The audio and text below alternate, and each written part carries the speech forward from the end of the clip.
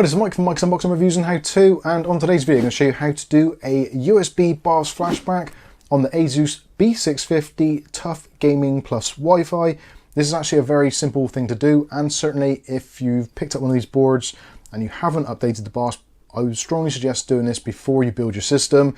There are a lot of improvements in the latest BIOSes, and especially after June of 2023, where they've adjusted the V-core voltage, so making the processor not run thermonuclear, which is always a good thing.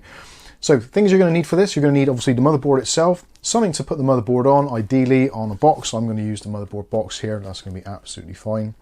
You also need a power supply, ATX power supply, so I'm just using this Thermaltake Tough Power SFX 1000 watt. When it comes to connectivity for the power, you'll need two connections, one of which being the EPS 8-pin, and also you'll need the 24-pin main power. You will also need a USB flash drive, ideally one which is less than 32 gigabytes in size, predominantly for the reason that this needs to be formatted in the FAT32 format. Drives over 32 gigabytes in size won't like FAT32, they'll try and format to exFAT or NTFS. So by having a 32 gig drive, that is removing some of that problem. If for some reason you don't have access to a drive as small as this, you can create an additional partition on a larger drive should you wish to. This potentially can add a few problems, but it is a way around it. We have done a video on how to do that, which we'll link in the video description also. Other things you'll need to perform this task is a little bit of free time, about 5 minutes, and also a working computer, either a Macintosh or a PC, which you can actually download the BIOS onto, so you'll need access to the internet. And also that unit needs to have a USB port to plug your USB drive into. Hopefully that all makes sense. If it does, we can proceed and we'll go over to the computer now and I'll show you how to download the BIOS, how to rename it into a suitable file type, and then we'll get on to actually doing the BIOS flash itself. So first of all, you want to go to the website for your particular motherboard. Now in this particular instance, we're using the TUF Gaming B650 plus Wi-Fi. Do make sure when you're trying to do this that you actually get the right motherboard. There are variants of this which don't have Wi-Fi and the BIOS won't work. So make sure you get the right version. If you're not too sure, look on your motherboard box and double check you have got the right model. This will also apply to other models within the ASUS range. So if you have got a slightly different model, you can follow along with this, but just make sure you go to the appropriate site and get the appropriate BIOS for your motherboard. So we're going to want to head over to the support tab, which is here. And you've got various things in here. It starts off with FAQs. We want drivers and tools, and we want BIOS and firmware. Now, depending when you're watching this, if you're trying to work out what BIOS version you need, then you can click over to the CPU and memory support tab, and that'll tell you which processors are supported and which BIOS revisions they require. As it stands at the moment, this isn't too much of a problem, so we're just going to head straight on and get the latest BIOS. So click on BIOS and firmware, scroll down a little bit, and normally the very newest one is at the top. So this one is from the 16th of October 2023, and we're currently the 1st of November, so this one's a couple of weeks old, so this is going to be absolutely fine. If you want a slightly older BIOS, then you click on See All Downloads, and this will show all the previous versions. So the latest one is 1811, 1807, 1654, etc. So the higher the number, the newer the BIOS. Now it does mention there, before running the USB BIOS flashback tool, please rename the BIOS file to tgb650pw.cap using biosrenamer. Now this is a file which is actually included in your download, so don't worry. You can do it manually if you want to, and if you're not too sure what that stands for, it's TUF Gaming B650 plus Wi-Fi. So that's how the letters break down. So if for some reason you forget, you can just basically make that up for yourself using the motherboard model name. Anyway, let's move on. So we're going to click on download. We'll save this to the desktop for simplicity's sake. And it is a zipped file, so we are going to need to unzip it, and it downloads pretty quickly. So now we can minimize this window, and now onto our desktop, we can unzip the file. So if we right click and choose extract all, we'll extract it to the default location, which is back to a new folder on our desktop. Click on extract. And there is our file. So if you're updating the BIOS from actually within the BIOS, if you have a working system, you can just use this file on its own on a USB stick. But if you don't have a working system and you need to update the BIOS, via the flashback method using the button on the back, then you do have to rename this file, otherwise the motherboard simply cannot recognize it. Now, it's a very simple and straightforward thing to do. All you need to do is to click on biosrenamer exe, and this will come up as a DOS box. Press any key to continue and the box will close. So there we go. So now our file is appropriately named. So now we can get our USB stick ready. So I've just plugged in our USB drive. Now it's currently got a previous BIOS on there because I use this drive for pretty much every BIOS update. So for simplicity, we're going to format it just to make sure it's completely clean. And again, we're going to choose the FAT32. You potentially might have the option for NTFS or exFAT. Don't choose that, choose FAT32, or it just simply won't work. Default allocation size, you can just set to default. And where it says volume label, leave that blank. When you're happy, click on start. This will erase the drive in its entirety. You will get a notification saying, you sure you want to do this? We are, so we're going to click OK. And our drive is now formatted. So now we can close this down, and all we need to do is to now copy this file onto our USB drive. So however you want to do it, you can either drag and drop it, or you can copy and paste. So I'm going to do copy, and then we're going to go to our USB drive, and then right click and choose paste. And there we go. There is our cap file as expected. If you're not too sure if it's the right one, look at the file size. It should be around about 32 megabytes. In this instance, 32,772 kilobytes, which is absolutely fine. So now we can eject this drive by clicking on the eject button, or you can just remove it. The choice is entirely up to you. And now we can head over to our test bench scenario.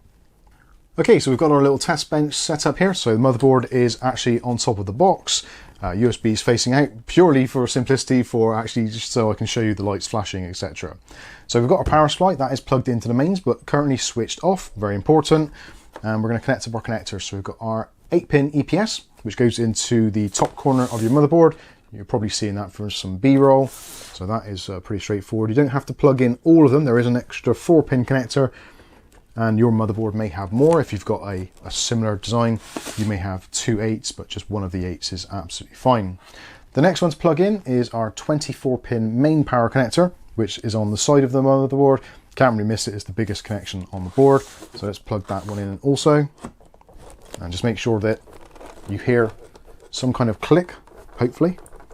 This one hasn't, but it is in firmly. So just check that it's seated fully down. And that is pretty much it in terms of actually powering the motherboard. So the next thing to do is to make sure you plug your USB stick into the correct port. Now it's really hard if this is in a dark area away from you and you can't really see, because all the USB ports look the same.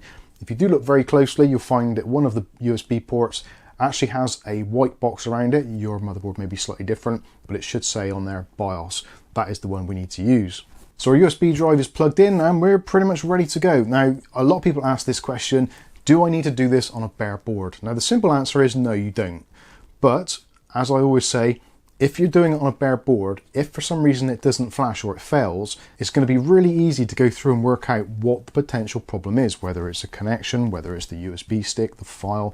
Whereas if maybe you've got other things plugged in, such as your front panel connectors, a graphics card, USB ports, all that kind of stuff, potentially any of those could have damage to them, which is preventing the system from working, especially things like your reset switch or your power on button, of which on cases, I've seen numerous occasions where the reset button's been damaged, it's in the shorted position and the motherboard just won't turn on at all.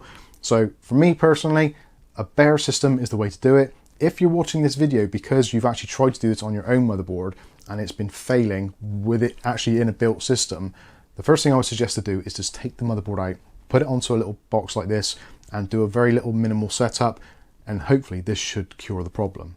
Anyway, let's get on and do it. So we're going to turn on our power supply.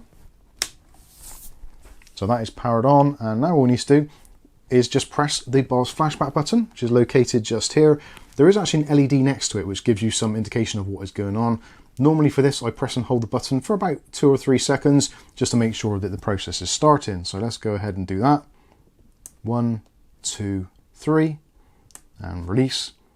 And you can see already, hopefully, just about, the BIOS LED is flashing there. So that means it is actually initializing the onboard systems.